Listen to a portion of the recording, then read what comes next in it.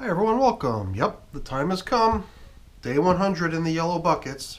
And if you've been with me from the start, you'll know that on day 51, when we were still 49 days away from today, we decided that we were going to do a little test. And the test was that we would continue feeding bin number one, bucket number one, regularly as we normally would, coming back every so often to give them a little portion of food. And over here in bucket number two, we made the decision to just try to equip it to withstand being pretty much ignored for the following 7 weeks.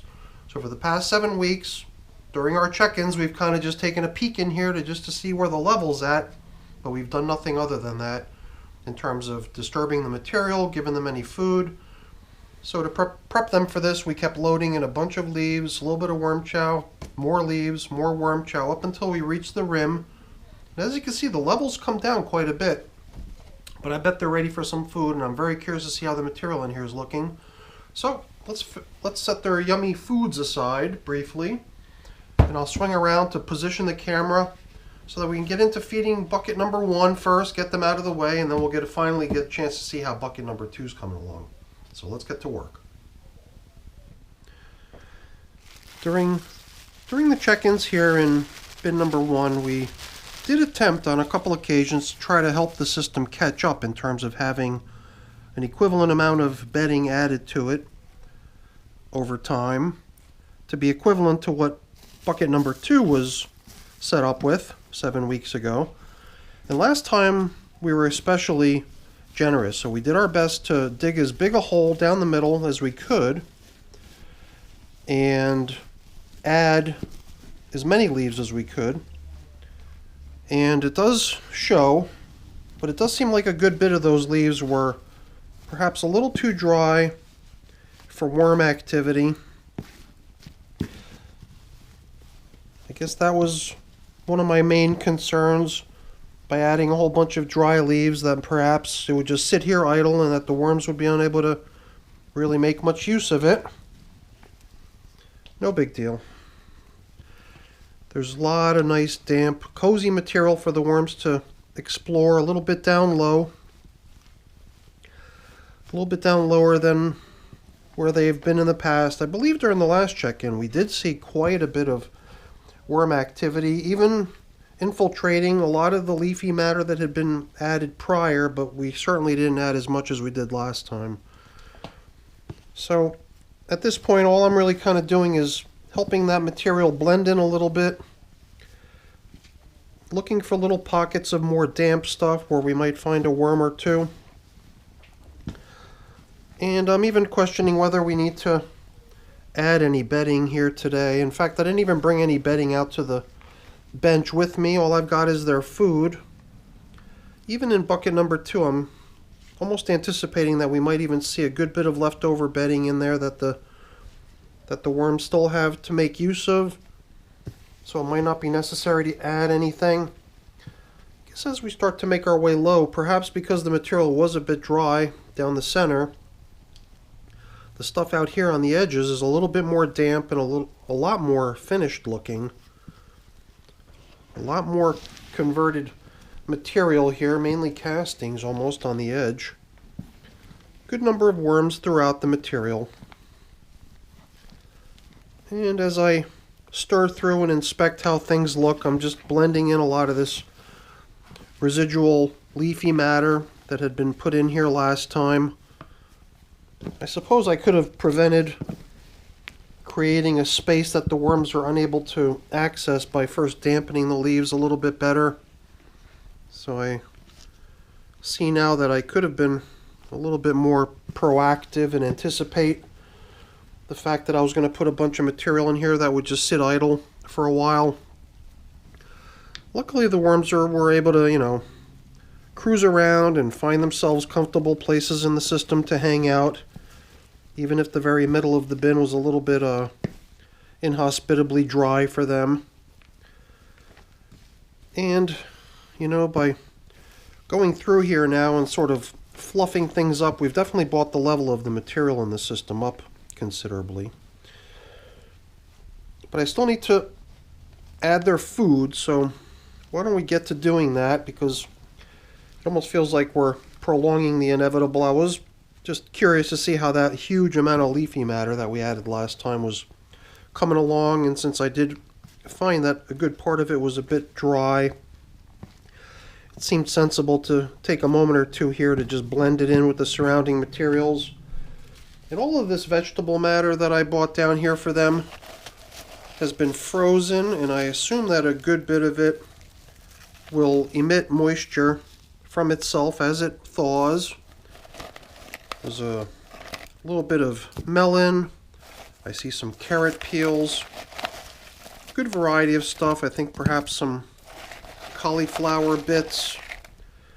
I'm almost feeling like I should leave a greater amount of this portion that I bought down here for the wormies today to go into bucket number 2, since bucket number 2 really hasn't been fed in so long. I mean, that's not true. I mean, they've got their bedding. Their bedding always is there to double as a food source for them. So I don't think there's a great reason for concern. But I think that looks pretty good in terms of being a pretty generous portion already, although I still do feel like I've left perhaps a little bit extra for bucket number 2, to be a little bit more generous with bucket number 2 when we get in there. Before we backfill the feeding zone, though, I'm going to sprinkle in a little bit of my pulverized eggshell that the worms could utilize as grit. And I've also got my worm chow. And I'm just going to use a little bit of my worm chow just sprinkled in lightly across the top surface here. And we don't really have top coverings. I don't think we've had any in here for some time now, so I've got a couple soiled napkins over here, and perhaps today we can opt for using a napkin or paper towel or whatever this is as our top covering. And that'll be our feeding for bucket number 1. You know what? We've even got a feeding zone indicator. Something I usually don't even bother with in my buckets, but I guess we fed coffee, and then we had a coffee filter, which ended up coming in here as the coffee, as the feeding zone indicator. So let's give that back to them before we get stuff covered up, and then we can make our way over into bucket number 2. So let's see if I can carefully slide bucket number 2 over here to be positioned in front of the camera. Oops. And I could even get rid of bucket number 1. Get it out of our way so we could get to work over here in the long neglected bucket number 2. I'm definitely curious to see how things look in here. It's been a long time coming. Very unusual for me to have a system that I've not checked in on in 7 weeks. I'm a little bit of a busybody when it comes to worm farming. But I've always been very interested in this concept of set it and forget it. Going all the way back to the beginning, I remember watching videos on YouTube of people showing how they've equipped their systems in such a way that they'll be A-OK without any intervention for a long, long time. And as you can see, we didn't have to go very far down into the system to encounter material that's already loaded with worm activity. The stuff right out here on top was a little bit dry. Concerned me a bit that we might have a system in here which was incapable of hanging on to its moisture content, but we definitely did make a good effort to really dampen all of the leafy matter that had been dropped into here for these little guys when we launched off this test 7 weeks ago. And luckily, even though they've not received kitchen scraps as food, all of this leafy matter has been here for them. And I would even bet that some people would argue that leafy matter is probably even a more desirable food for worms than anything else. I guess just because of, you know, eons of worms being on this planet, mostly feeding on decomposing matter on the surface of the earth, in large part leaves, I assume. So I'm sure these worms have been quite content in here, nibbling away at the leaves. In a way, I almost expected to find fewer leaves. I expected to see more of this material converted to worm castings. So it's a little bit surprising to find so much leafy matter still in large part intact, clearly recognizable as leafy matter. And it's a shame that we don't have a somewhat larger container where I'd be able to just move more of this material off to the side so we can dig down deeper, but this is just the nature of the beast. When you're dealing with buckets, you just don't really have the option of stacking up the stuff that you've excavated because you're so cramped on space. The only real option would be to actually remove it from the bucket and place it somewhere else temporarily. I'm just a little curious to get a little sampling of the material that's a little bit lower down, perhaps material that predates the start of this set it and forget it test. But it does seem like I've got to go really deep down to get at anything that's, not primarily leaves.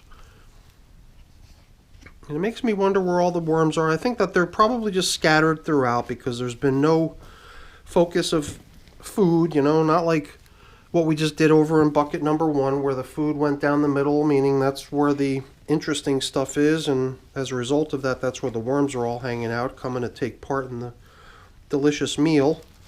Here, the entire environment is really their food, so there's no place to expect a concentration of worms. Perhaps if there was some sort of a hot spot of additional moisture, that could potentially end up being a place where the worms would want to congregate. Or who knows, maybe down low where we just really can't seem to get to right now. Perhaps that's really where a lot of the worms have decided to go hang out. I really couldn't tell you for sure. But we did launch both of these systems with an effort to populate them each with a fairly equivalent number of worms as the other. So I would have to guess that we've probably got an equal number of worms in both systems, even though just based on this probing of the material, it has appeared as if, perhaps there wasn't a whole lot. So we certainly don't need bedding, but these top covering bits of newspaper don't really look much like top covering paper anymore. So I thought we would just utilize these as the foundational bedding for today's feeding. And then I do have another, where is it? Okay, here we go. I've got a paper towel, another piece of paper that can be a similar sort of a top covering when we finish here, when we cover up. So in goes the remainder of the food that we bought down for them today. Nice little assortment of different things for them to nibble on. I'm fairly certain that this combination of stuff, just like a lot of the stuff I give to my worm bins, is compliments of my mom. Just based on the way it was packaged, it didn't look like the sort of stuff that I'd set aside. Not to mention cantaloupe. 9 times out of 10 when you see cantaloupe going into my worm bins, it's compliments of my mom. So that's about it, Now just peeking over my shoulder to look at the level, it does still seem to me that this system is higher in level than bucket number 1. And you got to remember, 7 weeks ago we did stack this thing full, and it wasn't quite this high when we first came in here. Our agitation of the material and us tilling it around has certainly helped fluff things up and raise the level once again. But at least we know we've got plenty of bedding in here, that's for sure. Alright, so I think we're more or less done here. Once again, I'm just going to use this top covering paper towel that we're going to place in here at the end as a tool to return some of this material off of my glove back down into the system, since that's really where it belongs. But that pretty much brings an end to our set it and forget it test. I got to admit, I probably did sort of expect to see a little bit more progress in this system, a lot more breakdown of the materials. I was a little bit surprised to see, oops, my camera's really pointed down. I forgot that I said it in such a way. So I'm gonna finish the video hunched over. Hopefully I'm in the frame. But that's it. That's it for our set it and forget it test. From now on, we'll just continue feeding these as usual, as a pair, with equivalent feedings.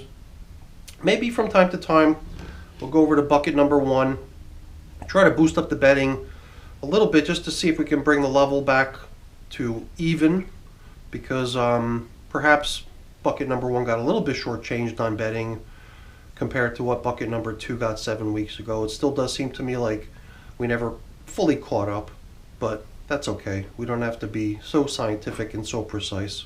It is, after all, just worm farming, right? All right, everyone, that's it for the video. Hopefully you enjoyed it. If you did, as always, please don't forget to leave me a quick thumbs up before you go. That's always really appreciated.